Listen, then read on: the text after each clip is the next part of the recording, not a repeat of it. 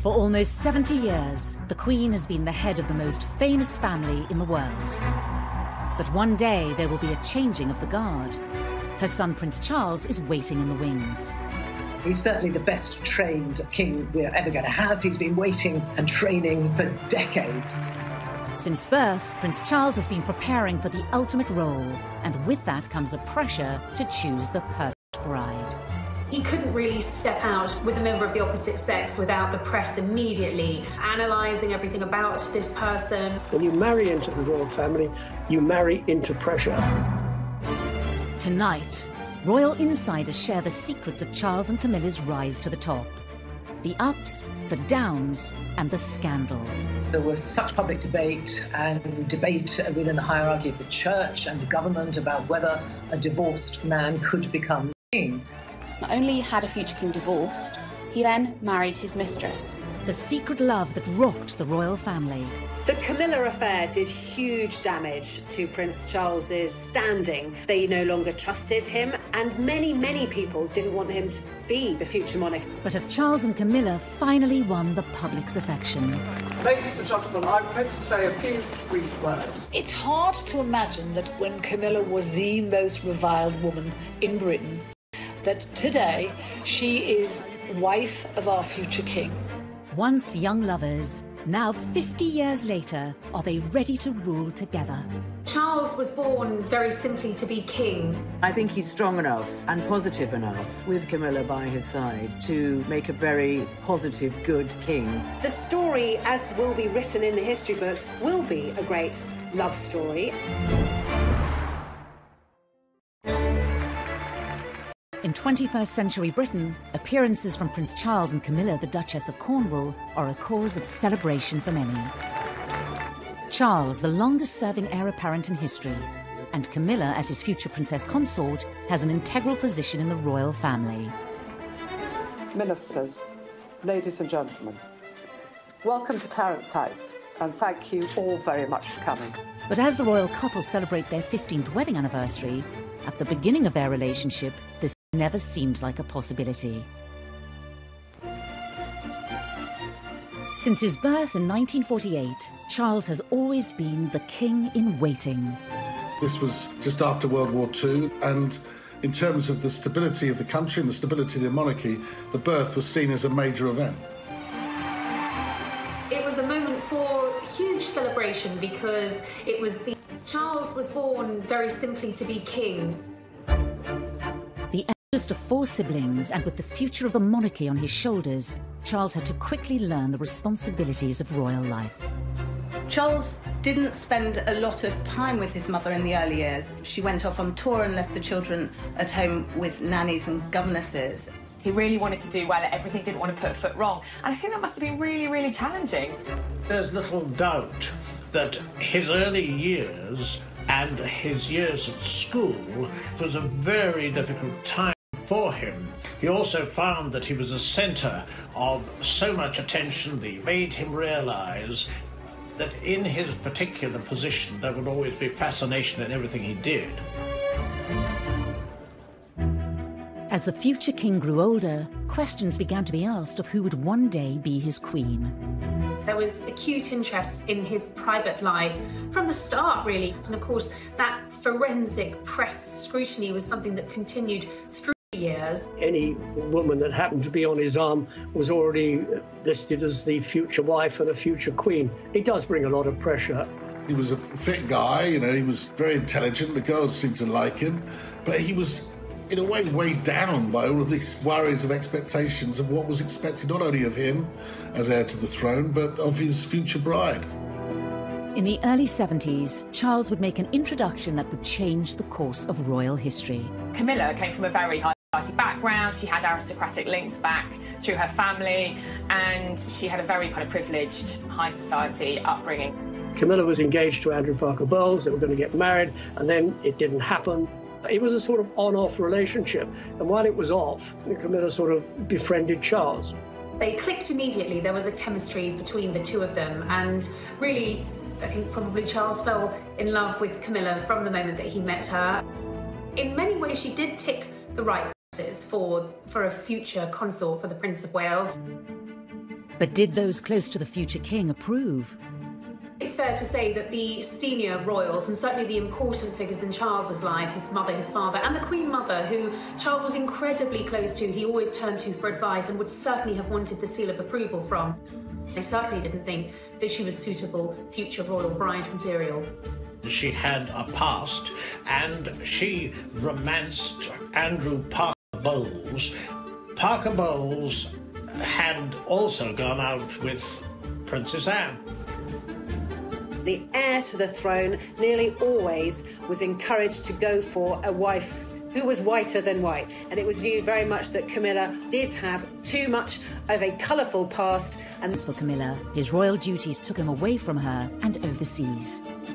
Charles was in his 20s. He was having to do military service because he's one day going to be commander-in-chief. He then joined the Navy to follow his father, his grandfather, and his two great-grandfathers. And it was very important to him to fulfill that role because that's what's expected of him. With Charles away leading the military life expected of a future king, Camilla moved on. Like a lot of young ladies, they don't like their men disappearing out of their lives. He did disappear out of her life, and she married Andrew Parker Bowles. One can only imagine that Charles must have felt pretty crushed by this news. He'd gone away to serve, hoping that Camilla would wait for him. Certainly he thought that the relationship had legs, even if his family didn't. By marrying Andrew Parker Bowles, Camilla was ruling herself out of ever having a royal future. If she'd even entertained the thought of being queen, she would have thought, well, that's it, I'm waving goodbye to that. Because at that point, of course, in the 1970s, there was no way that a divorcee could ever marry a member of the royal family, let alone the heir to the throne. She remained great friends with Prince Charles. Prince Charles was always around at their house. You know, he's a godfather to their first child. He was almost one of the family. By the late 70s, eligible bachelor Charles was approaching 30 years old and still without a future queen by his side. He's getting on a bit, isn't it? About time we got married. The media scrutiny grew. He was seen very much as the action man, and a lot of glamorous women sort of came and went. And, you know, the tabloids began to catch on to the fact that this was a bit of a good story. He couldn't really step out with a member of the opposite sex without the press immediately analysing everything about this person. Even though he was very much sought after, that in terms of his connection, in terms of that love, his relationship with Camilla never left him. One of the women Charles dated was Lady Sarah Spencer. An aristocratic family with earls and dukes dating over 500 years and links to Winston Churchill, the Spencer name was an ideal match for a royal prince. Although the relationship with Sarah didn't last, it resulted in Charles meeting her younger sister, Diana. Shortly after the funeral of Lord Mountbatten, he'd been assassinated, Charles had been very, very upset. And Diana said to Charles, I saw you at that funeral and you looked so terribly sad. And he was very touched by this. And there was beautiful young girls showing him attention. And clearly he felt a lot of responsibility, too, to fulfil what was necessary as the heir to the throne and get married. Where Camilla had been deemed unsuitable as a future queen, Diana was the proposed at Windsor Castle. He was given more as an ultimatum by his father to either marry Diana or let her go. Diana ticked all the boxes. She didn't have any baggage. She hadn't had any relationships really before meeting Prince Charles. He thought she was the kind of girl he could grow to love. Despite the shortness of their courtship, the palace, press and the public were enamoured by the royal couple. Why have you come here today? To try and get a glimpse of Diana and Charles. Why are you so pleased? Because I think she's just the right person for him. This was an extraordinarily quick whirlwind, but it's what the public wanted. Once they saw Diana, they wanted Diana to be Prince Charles's wife. They were about to marry the Prince of Wales, and one day you would, in all likelihood, be Queen. It's a tremendous change for someone, if I may say, of 19 to make all of a sudden, the transition. It is, but I've had a small run out to it all in the last 6 months. And next to Prince Charles and I can't go wrong. He's there with me. I'm amazed that she's been brave enough to take me on. Shockingly, they'd only met a dozen times before they married. They didn't know each other at all. And I suppose in love. Of course. whatever in love means. Most of the world thought they were looking at the future King and Queen of Britain. Everybody likes to think when they get married that they're going to be married for life. It's a fairy tale. I saw for myself, they were in love with each other at the beginning, but somewhere along the line, it collapsed.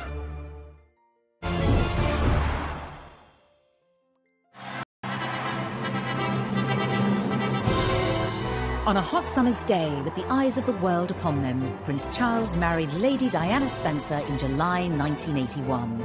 The event was watched by 750 million people worldwide.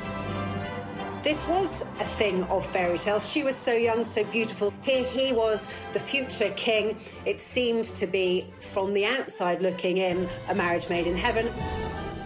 The feeling was electric, from one end of the United Kingdom to the other, from north to south, from east to west. The United Kingdom was granted a national holiday to mark the wedding of the heir to the British throne, who was marrying somebody many thought to be the perfect future queen. They bought the tea towels, they bought the mugs, they turned up outside St Paul's Cathedral, they lined the streets of the Mall, they gathered outside that famous balcony to watch that iconic royal kiss. When the truth was somewhat different. Behind closed doors, marries into the royal family. When you're born into the royal family, you grow up with that pressure. When you marry into the royal family, you marry into pressure. Diana told me much later in one of our private conversations that she had felt like a lamb to the slaughter as she walked up the aisle, which is very sad, but I think she knew that things weren't quite right. And when she saw Camilla in the congregation, was immediately uneasy about it. Most were unaware that Charles and Camilla had remained in close contact. Charles was so close to Camilla that he brought her a bracelet that was engraved with their initials, which Diana found. She was enraged by it. She knew who it was for, and she wanted to know why he was giving this token to Camilla. Camilla's presence was even felt on the couple's 2-week honeymoon, when Charles was spotted wearing a set of personalised cufflinks. Almost unbelievably, Charles wore cufflinks, the C and C, meaning Charles and Camilla. They didn't have anything in common. They didn't seem to be able to talk to each other.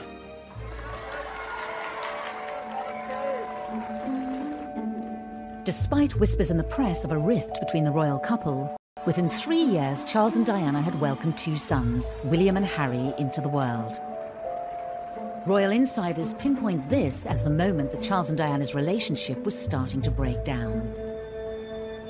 Charles wasn't the fully hands-on dad that she would have expected, and I suppose that created a distance between the two. She strongly suspected that Charles was still in love with Camilla and hadn't let go of her. Diana felt cut off, she felt isolated, she felt betrayed. Royal tours gave the press a first-hand look at the cracks in the marriage. Diana had asked Charles to come with her to the Taj Mahal, the Temple of Love. And he'd refused. And she was really hurt by that. So she made a point of going on her own. A tour of South Korea in 1992 would prove to be their last overseas engagement as a royal couple. All attention from the British press was focused on any mutual signs of affection being shown between the prince and the princess.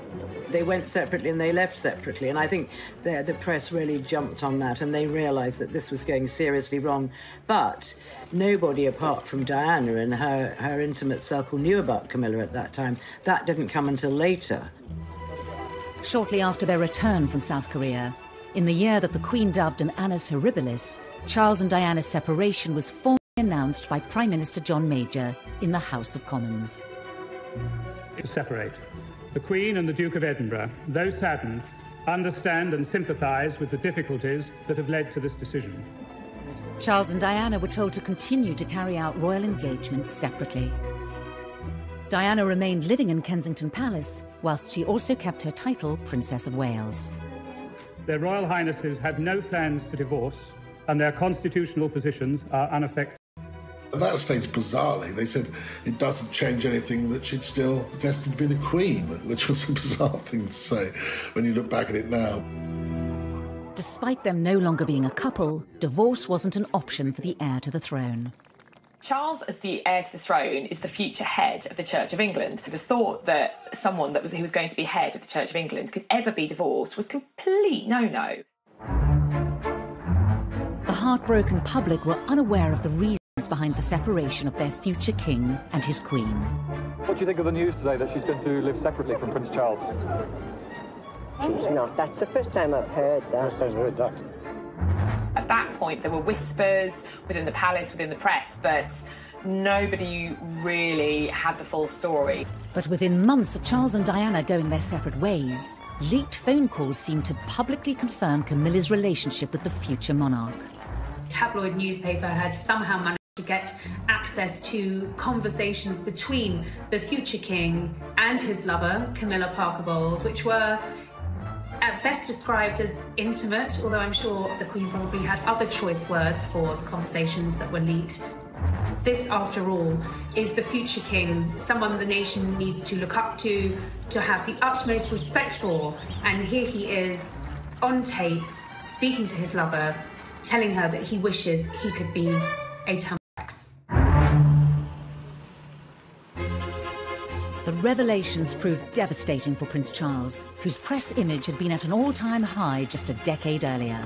Prince Charles was in Shetland today, doing his best to look as if personal problems were the last thing on his mind, and he avoided all questions about the Camilla Gate tapes. The Charles-Camilla Gate was catastrophic, and it was the beginning of the public's absolute hatred of Camilla, and his standing plummeted as well. People thought he was ridiculous, they thought he was cruel, they deemed them both to be incredibly cruel to have done this to Diana. The leaked tapes were the beginning of a public feud between Charles and Diana, later dubbed the War of the Waleses. Charles and Diana fought each other using friends in the press. This was open warfare. In a rare television interview appearance, Prince Charles sat down with broadcasters. Mrs. Parker Bowles is a great friend of mine. I have a large number of friends. I'm terribly lucky to have so many friends who I think are wonderful and make the whole difference to my life, which would become intolerable otherwise. And she has been a friend for a very long time. During the unprecedented documentary, Prince Charles publicly confirmed for the first time that he'd been unfaithful to Diana. Dickie Arbiter was Prince Charles's press secretary at the time. And I warned them at the time, it would have to be warts and all. You cannot deny anything, you cannot leave anything out, and nothing was left out, because Jonathan Dimbleby asked the Prince of Wales about extramarital relationship. Did you try to be faithful and honourable to your wife when you took on the vow of marriage? Yes, absolutely. And you were? Yes. Until it became irretrievably broken down. He admitted that he had been unfaithful, although he said not until his own marriage had irretrievably broken down, both of us having tried. But that was the headline: Charles admits adultery. To go from a wink, wink, nudge, nudge, such and such member of the royal family has got mistresses on the side or, is having affairs, was quite different to actually hearing from the future monarch, I have been unfaithful to my wife, and my wife is Diana, one of the most popular women on the planet. He was very upset with the negative press, as anybody would be, and it was very negative. It was very vicious. Less than a year later, Diana, still with her Princess of Wales title, retaliated with a revelatory BBC Panorama interview with Martin Bashir. It was an absolute secret. No one knew about this. Very few people within the BBC knew it was happening. I certainly didn't know, as the BBC's royal correspondent, until 24 hours before it was going to go out. In the hour-long interview, Diana laid bare details of her marriage, as well as confirming that Charles had been having an affair with Camilla. Your husband renewed his relationship with Mrs. Camilla Parker Bowles. Were you aware of that? Yes, I was. But I wasn't in a position to do anything about it. A husband who was having a relationship with somebody else? Was a husband who loved someone else, yeah. You really thought that? Mm-hmm. I didn't think that, I knew it. There were some terrifically damaging assertions in there. I think the more damaging in the eyes of the palace was that she questioned Prince Charles's desire and ability to be king. Do you think Mrs. Parker Bowles was a factor in the breakdown of your marriage? Well, there were 3 of us in this marriage, so it was a bit... After the Panorama interview, and she was very contrite, she was very sorry that she had done it, but why had she done it in the first place? It was all this sort of attacking each other, getting back at each other. The scandal rocked the royal family. This is not what the monarchy is supposed to be about, and it had become a complete soap opera. The Camilla affair did huge damage to Prince Charles's standing amongst his people, amongst his subjects, the British public. They felt that he had acted disgracefully towards Diana. They no longer trusted him. And many, many people didn't want him to be the future monarch. In the midst of the public chaos, Camilla's marriage to Andrew Parker Bowles also came to an end. Up until that point, Andrew was more than happy to let Charles and Camilla's affair go on, providing it was in private. As soon as it came out into the public and he was presented as this injured party, he couldn't let it go on, and the couple filed for divorce. Could Charles's reputation ever recover? Had his affair with Camilla ended all hope of them ever being together? By this stage, of course, there was no prospect of her, realistically, as it was seen at that time, of ever becoming Charles's wife. Charles became very well aware that if he was ever going to regain those things, respect, trust, authority, leadership, it was going to be a slow road back to recovery.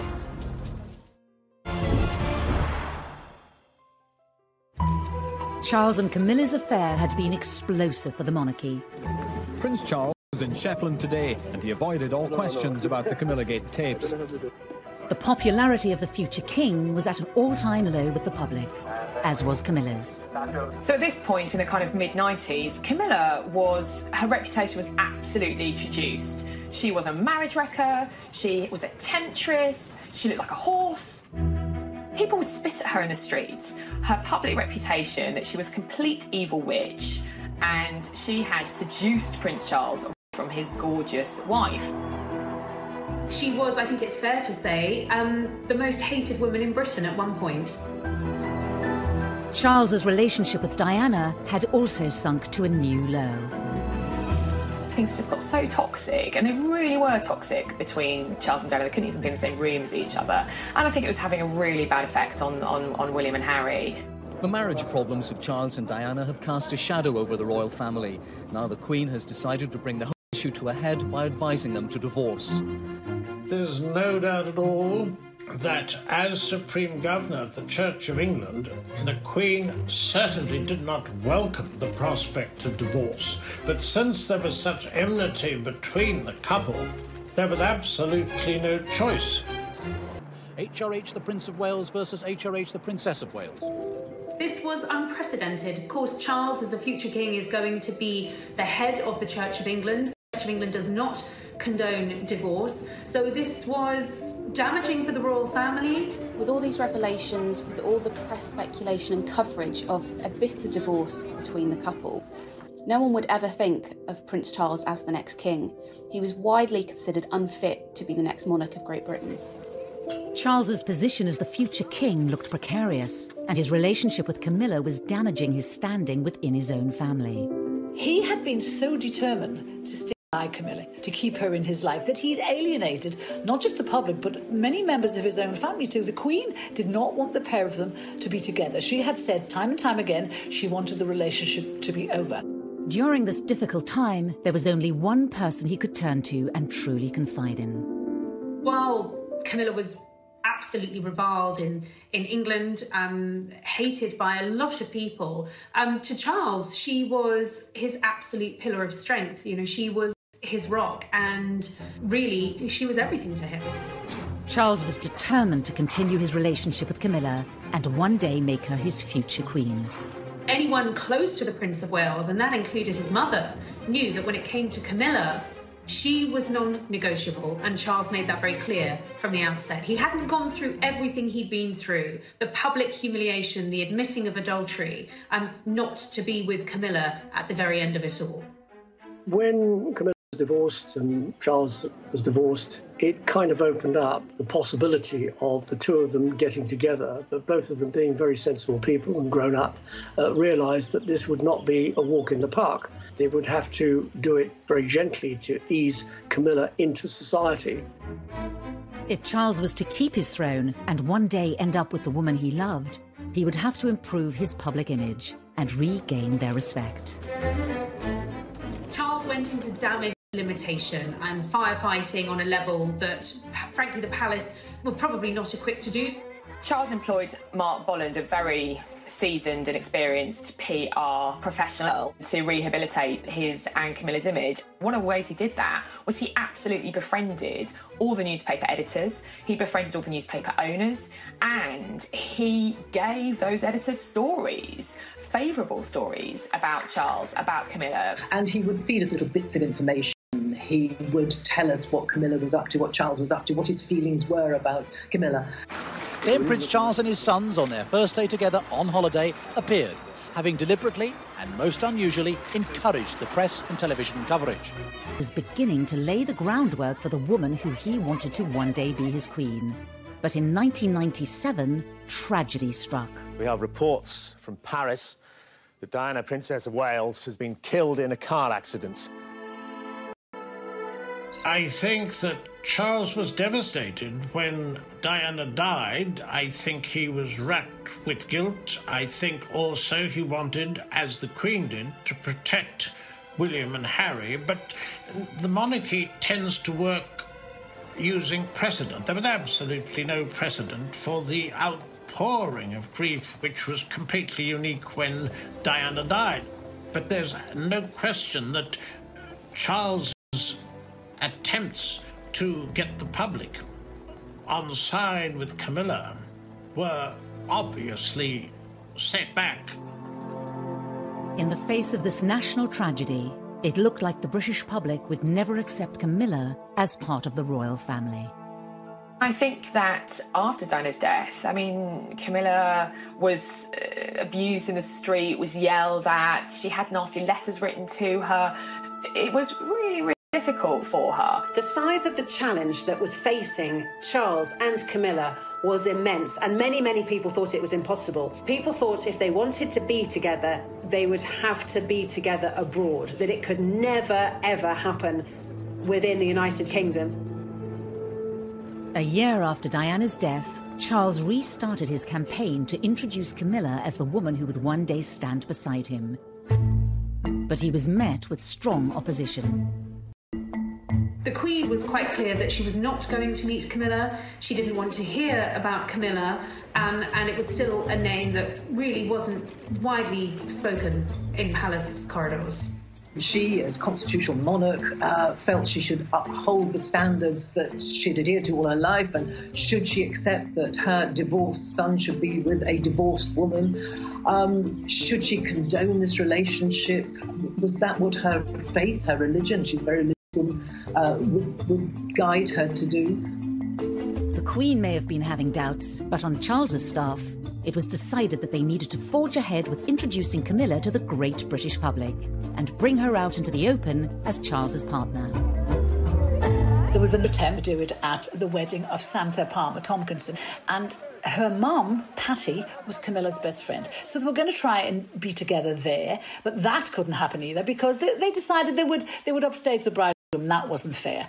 There had been suggestions that the Prince and Camilla Parker Bowles would take the opportunity to go public with their relationship.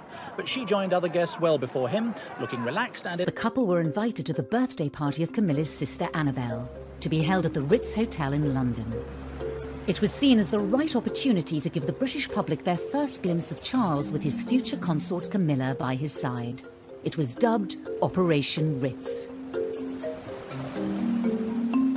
I remember being in the newsroom, and it was a cold day in January, and rumours started to knock about that something was going to happen down at the Ritz, and that maybe we were going to get sight of Charles and Camilla together for the first time. Mark Bolland was giving sort of the nod and the wink that actually we ought to get our ladders down there. So I said to the news desk, right, get the ladder down there. Well, there were 200 cameras there, I think. Charles and Camilla emerged. She was wearing a very neat little black coat, and I remember she had a beautiful choker on at the time. And they stood and they posed for photographs, and those photographs went around the world, and that was the beginning of trying to get the public to like them. Of course, it's only a picture, but last night's coming out was symbolic. Whatever people think about Camilla and Charles, they're telling the world we're a couple, and you better accept it. This was a big statement. Camilla was going to have some sort of formal role in the future, because there she was on the arm of Prince Charles, very officially his date for the evening. This really felt like a turn in the road. Suddenly, Camilla wasn't just Charles's mistress. Now she was his companion. Now the press had their first picture of them, it was down to the Queen to give the relationship the seal of approval. In 2000, she agreed to attend a birthday party for King Constantine of Greece, to be held at Charles's home, Highgrove. So on the guest list was Camilla.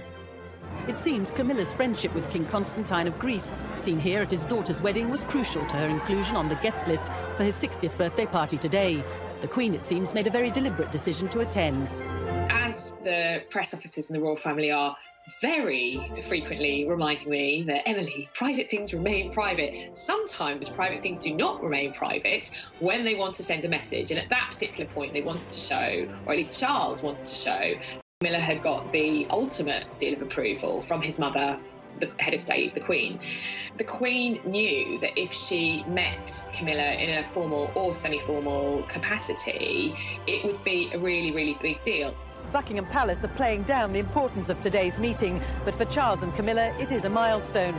The heir to the throne's long-term companion, now accepted in royal circles. The Queen, of course, would have preferred Charles not to have divorced. She would have preferred him not to have admitted adultery or not to have committed adultery. But she is quite a wasn't going to go anywhere. And I think the Queen then thought, well, we might as well get on with this, and she might as well be welcomed into the family. The meeting with the Queen was absolutely fundamental in the turning point of the public accepting Camilla, because the feeling was, certainly among Charles and his advisors, that if the Queen could accept Camilla and could welcome her into the family, then the public could welcome Camilla too.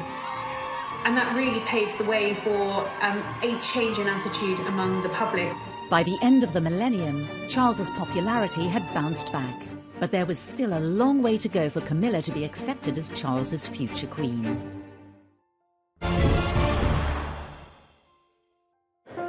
As king-in-waiting, Charles will not only inherit the throne one day, but also become supreme governor of the Church of England. This posed a problem for Charles and Camilla's relationship. By now, they were officially living with each other at Clarence House and Highgrove. But was Camilla's status as common-law wife appropriate for a future king and head of the church? Marriage would make the relationship far more appropriate. I think there was pressure from the outside that really he had to make this official. As his position, he's going to be head of the Church of England, defender of all faiths as he wants it to be when he becomes king. And frankly, I think from his kind of professional point of view as future king, I think it needed to happen. But there was a problem. The Church of England did not approve of divorcees remarrying. The Prince of Wales started to persuade very senior figures, people like the Archbishop of Canterbury, George Carey, that there was a reason for him to be married. Why should the heir to the throne, who would one day be the king, the defender of the faith, why should he be forced to be in the situation where he can't marry the woman he loves? Why is it better for them to be partners? And so I think people gradually came round to the feeling that it was just the right thing to do.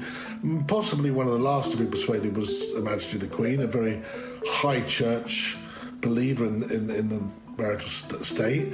But once the church was on side, I think there was no real reason to block it anymore. They've waited long enough, but tonight they emerged as a couple soon to be wed. In February 2005, 56-year-old Charles and 58-year-old Camilla announced their engagement. How are you feeling, ma'am?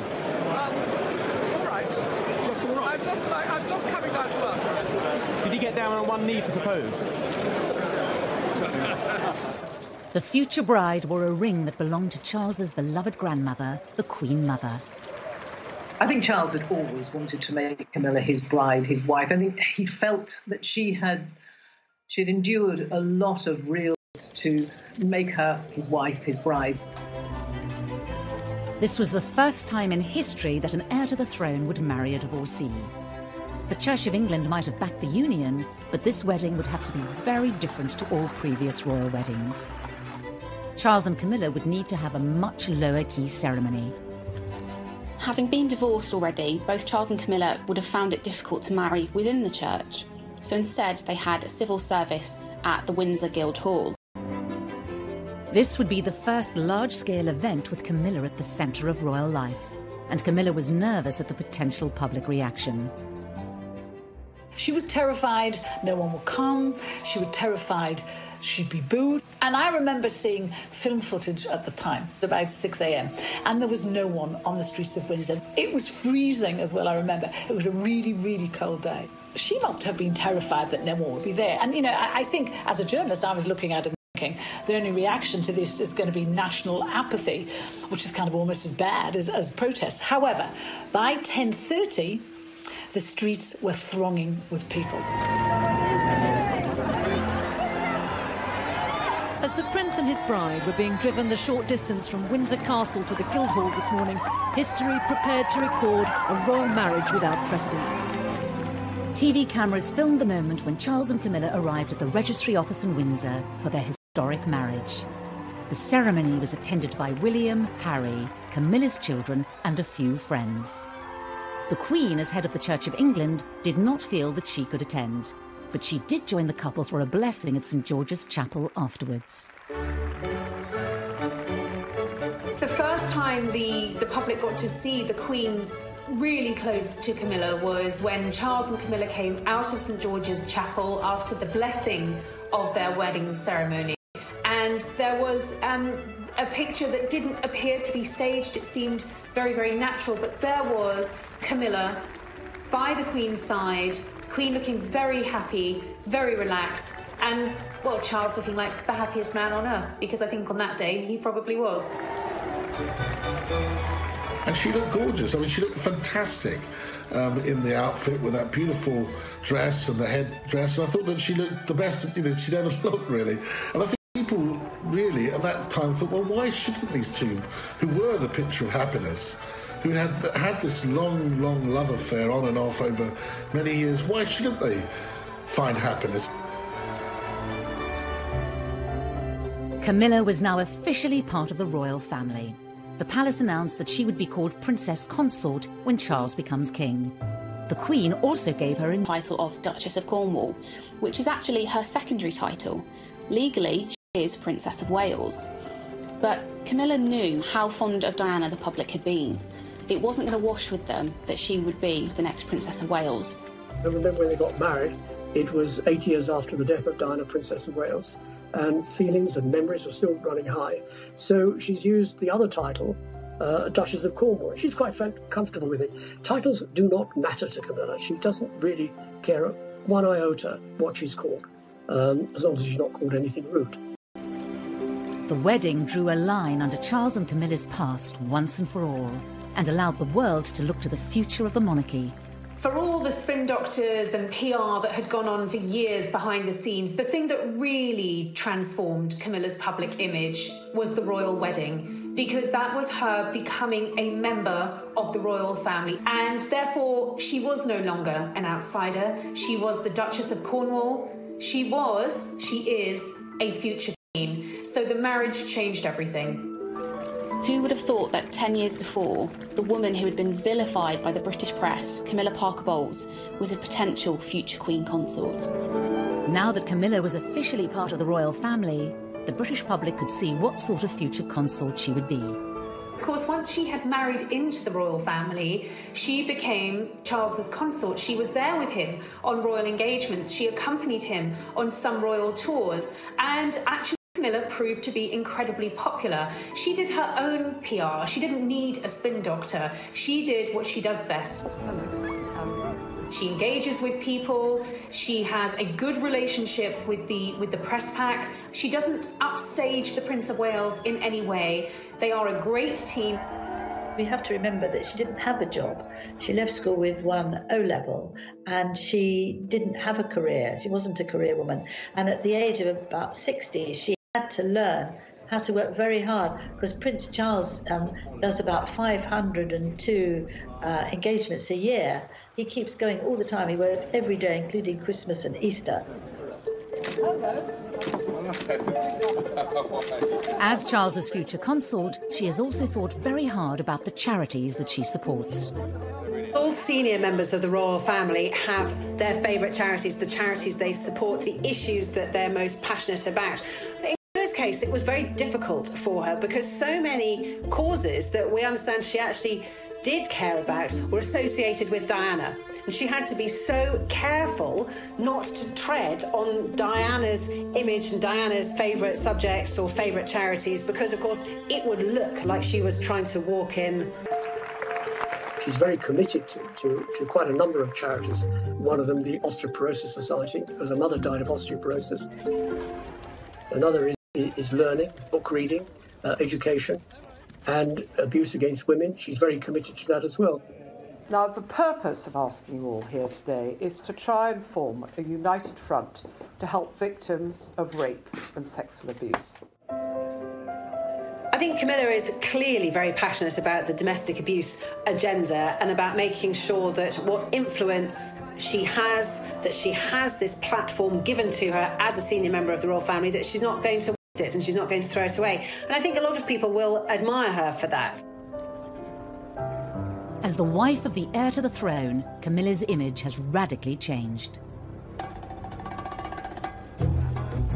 We saw a bit of a makeover ahead of the royal wedding. She lightened her hair, she clearly had a lot of work done on her skin. She was radiant, she stopped smoking, and all of these things to please Charles. And her sense of style changed too. Now we were seeing her in far more regal attire, experimenting with beautiful dress codes. She's a great lover of hats. She really wears hats well. We saw her coming out in jewellery from the royal collection. So really emerging as a royal. As Duchess of Cornwall, she suddenly began to scrub up pretty well. And she wore some beautiful clothes. And she's adopted a style which she wears quite pale clothes, which suits her as she grows older. And she's very smart. I dare say behind doors, she probably actually still puts on a pair of wellies and some smelly old jeans and really enjoys dressing down. But she also dresses up very well indeed now. Over the past 2 decades, Camilla's relationship with the Queen has also transformed. Of course, it was a slow burn, and I think that they obviously had to build their relationship. They had to develop that. They have a shared love of horses. They're both outdoorsy. They're both country ladies. It's interesting that when you see Camilla with the royal family, she seems very much at the heart of it. When you see her with the Queen, and they're always giggling, the pair of them, they seem to have a lot in common. And it's just interesting how we've gone from the Queen not wanting her, even as back as 1970, she didn't want her because she was a bit of a gal.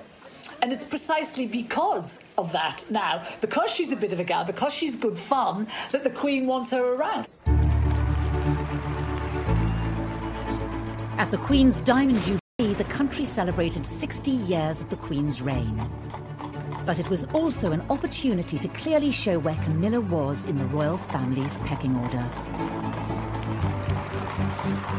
When the Queen decided to put Kaying, this is Charles's wife, she will one day take my place, and she is the future of the British royal family. And that marks such a turning point from the woman who'd had bread rolls pelted at her in the supermarket as the wicked mistress of the heir to the throne. Of course, it's a terrible cliche to say that a picture paints 1,000 words, but that image tells you that Camilla has come in from the cold. That was a very, very big moment for Camilla.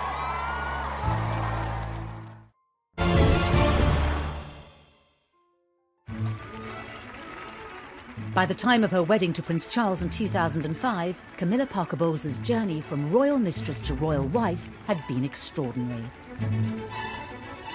Labelled a marriage breaker by the press and reviled in public, she had fought hard to win her place next to Prince Charles. Whatever people think about Camilla and Charles, they're telling the world we're a couple. Despite her place in the nation's affections and the approval of the Queen, she still had to convince the hardest judges of all: the rest of the royal family, and in particular, Princes William and Harry. Camilla's relationship with William and Harry has always been quite Diana obviously painted Camilla as the marriage wrecker. For the Prince of Wales, the first proper meeting between his son William and his longtime friend Camilla Parker Bowles was obviously a significant event. The princes were in their mid-teens when their father's relationship with Camilla became public. Harry refused to see her to start with. Harry wears his heart on his sleeve. He was in his teenage rebellious phase, smoking dope and kind of getting into trouble. But with children of her own, Camilla was well placed to tackle the unique challenges of being stepmother to William and Harry. In the early years after Diana's death, all those boys had was Charles.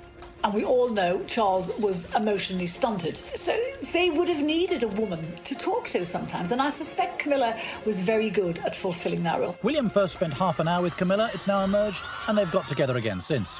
She knows that she's not their mother. She's never tried to step in and be their mother. She has been there to support them when they've needed that support. So what was, in the early stages, a very difficult relationship has grown to become a very close one. It is amazing how close we've become, you know, I mean, ever since our mother died. She's a wonderful woman, and she's made our father very, very happy, which is the most important thing. William and I love her to bits. 10 years before Camilla married Charles, it was inconceivable that William and Harry would have accepted her into their family. But both princes would themselves bring new people into the royal fold, Kate and Meghan. As a royal outsider herself, Camilla had great empathy for both young women. For Kate in particular, Kate didn't know how to be royal, so she would have felt like an outsider. And in those early days, she was pursued by the paparazzi, by the press. The new bride has experienced it at first hand. She, not William, will be the focus of attention. While Camilla, she knew how it worked, and she was in a very good position to give Kate advice. After the royal wedding, she took Kate for lunch, I think, just to sort of settle nerves and give some good stepmotherly advice. She has been there for the Duchess of Cambridge. just over 6 years after William and Kate's wedding, Prince Harry announced his engagement to Meghan Markle. Royal watchers talked of her as someone quite unlike the other members of the family, but she had much in common with her future husband's stepmother. In many ways, Camilla had paved the way for Meghan, in the sense that they were both divorcees, neither of them were royal, but I think Meghan took any criticism of her position personally. Camilla would have been there to tell her not to take it personally, and that this is just what happens when you're an outsider. Throughout her life with Charles, Camilla has always maintained an upbeat public persona in the face of criticism. It's a quality that has rubbed off on Charles. As he edges closer to the throne, Camilla has transformed the way he engages with the public and approaches his duties. I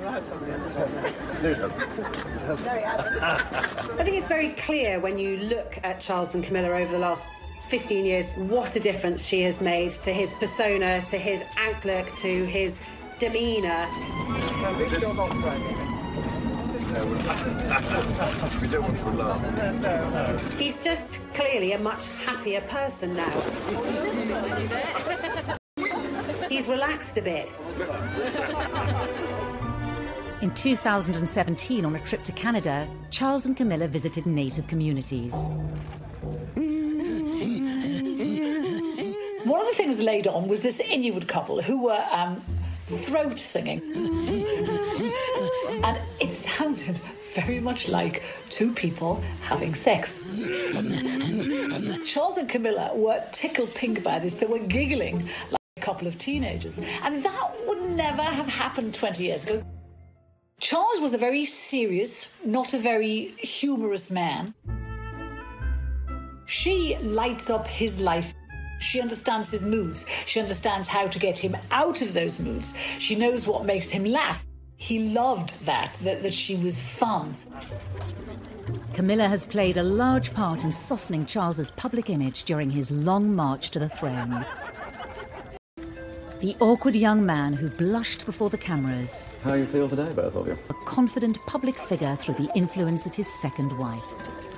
I think that Prince Charles would say that Camilla had been the making of him. I think she would be very modest about it and say absolutely not at all. But there may be one area of Charles's public activity which Camilla is powerless to change. His now infamous so-called political meddling. The results of human activity warm even this remote ocean. He has been outspoken on many issues in the past, and some of which have landed him in hot water. In 1984, at a prize-giving dinner for the Royal Institute of British Architects, Charles denounced a proposed extension to the National Gallery. What is proposed seems to me like a monstrous carbuncle on the face of a much loved and elegant phrase. Ever since, Charles has been accused of voicing opinions on areas of British life that some claim he has no right to be involved in. Patients should be able to gain the benefit of the best of both worlds, complementary and orthodox. In 2015, the Guardian newspaper revealed letters written by Charles to cabinet members over policy issues close to his heart. We know he cares about the environment and architecture, genetic engineering, all these things that mean a lot to him. And he's not afraid of controversy. The environment is full of uncertainty. We have made it into a rubbish dump. But he's writing the sort of letters with questions that you and I might ask. We won't get the answer, but he'll get the answer. As Prince of Wales, Charles's outspokenness has been tolerated. But when he takes the throne as Charles III, will it continue? The monarch is not supposed to get involved with politics. It'll be interesting to see how Charles handles this, because he's not used to taking a step back. I think we will see him being proactive and possibly even political, with a small p. But I think it does give us an indication that Charles is going to be a hands-on king. But, you know, the monarchy changes all the time. Maybe he will be allowed to do that if he ever gets to be king. As Charles stands poised to become king, Britain is braced for a different, more political kind of monarchy. But the question remains, when will he take the throne? And when his 71-year wait ends, will Camilla take the title of Queen?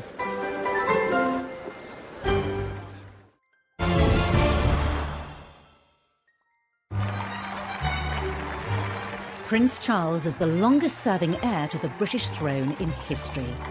In 2020, at the age of 71, his wait to become king continues. Yet with Prince Philip, the Queen's greatest supporter, the centre of royal power for Charles to fill. Prince Charles has stepped in where Prince Philip would have been. He now joins the Queen for the Royal State opening of Parliament. It's been suggested that Charles would be the next head of the Commonwealth. This is an occasion to celebrate with renewed pride our remarkable Commonwealth family. It makes sense because it provides the continuity and stability of this 53-nation club. He's been the official mourner-in-chief when it comes to attending state funerals. I think what we're seeing is a gradual handover of power. There is talk of him being more shadow king than Prince of Wales. After so long on the sidelines, Charles is now on the cusp of stepping onto the British throne, with Camilla firmly by his side. But what kind of leadership style will we see under Charles? I think he's strong enough and positive enough, with Camilla by his side, to make a very positive, good king for our times, whatever kind of times we have. Because of Brexit, because of divisions within the country, Prince Charles is going to have to heal a divided nation and try to make it a united nation. After contracting coronavirus in March 2020, Charles gave a message to the nation, offering solidarity with others affected by the greatest health crisis in a generation. It hinted at what we may see when, as king, he is called upon to speak in times of crisis. None of us can say when this will end, but end it will. Until it does, let us try and live with hope and, with faith in ourselves and each other, look forward to better times to come. Only 2 days after this message, Charles opened the fast-tracked Nightingale Hospital, specially built in London's XL Centre to cope with coronavirus patients. In this dark time, this place will be a shining light. Alongside the Queen's historic address to the nation during the pandemic, Charles's message demonstrated the power of the monarchy to unite in troubled times. As the Queen ages into her 90s, we may see Charles speaking directly to the nation more and more. It has led to speculation that she could hand the throne to him early, effectively abdicating. Abdication Still quite a dirty word in royal circles. I don't think she will contemplate abdication unless forced to do so by ill health. The Royal Navy's greatest battleship had been chosen for the voyage to the Cape. When the Queen famously made her address to the nation in South Africa in her 20s, she swore she would be Queen for the rest of her life. I declare before you all that my whole life, whether it belong of our great imperial family to which we all belong. The vows that she made on her 21st birthday to serve until she takes her last breath, I think those vows are as true to her now as they were then. The last time a monarch abdicated was in 1936, when Edward VIII stepped down so he could marry American socialite Wallis Simpson. As a divorcee, the morality of that era made her an unacceptable bride for the king. But 60 years later, Britain was more accommodating of Charles and Camilla, both divorced from previous marriages. Abdication may not be palatable to the palace or the public, but further back in royal history is an example of another way that power could be handed over to Charles. In 1811, as George III became incapacitated with mental illness, Parliament invoked the Regency Act, whereby his son could rule in his name as the Prince Regent. The Regency Act remains at the disposal of any reigning monarch. The Regency Act means that she still retains the title, but the next in line, i.e. Prince Charles, will do all the duties for her. I don't believe for a moment that there will be a Regency Act invoked unless there is a serious illness that prevents the Queen from carrying out her duties. There are no signs of that.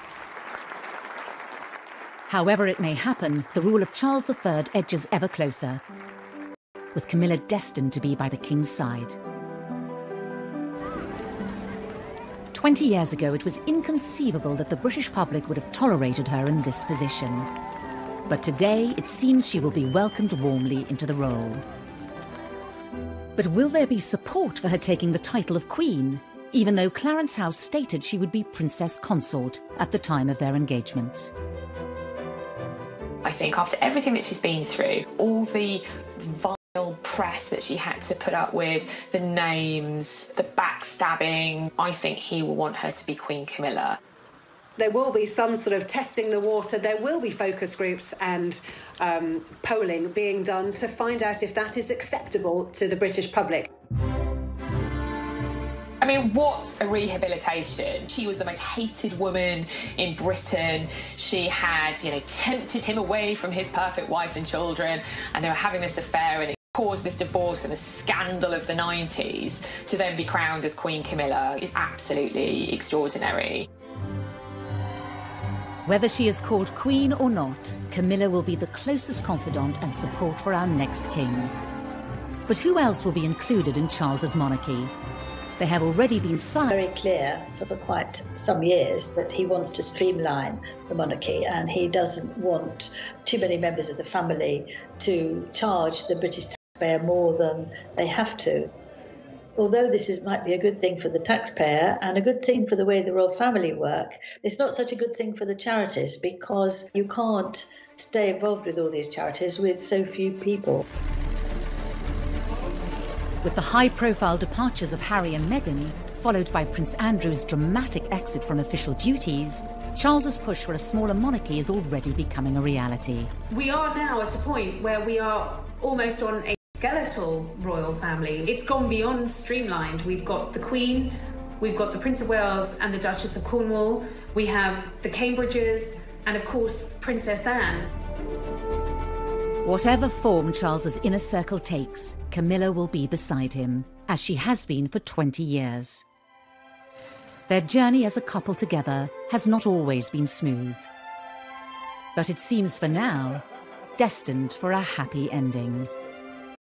The story, as will be written in the history books, will be a great love story, and it will be not only a king in waiting who had to wait 50 years to get on the throne, but also a prince who had to wait decades and decades to get the woman he'd always been in love with by his side.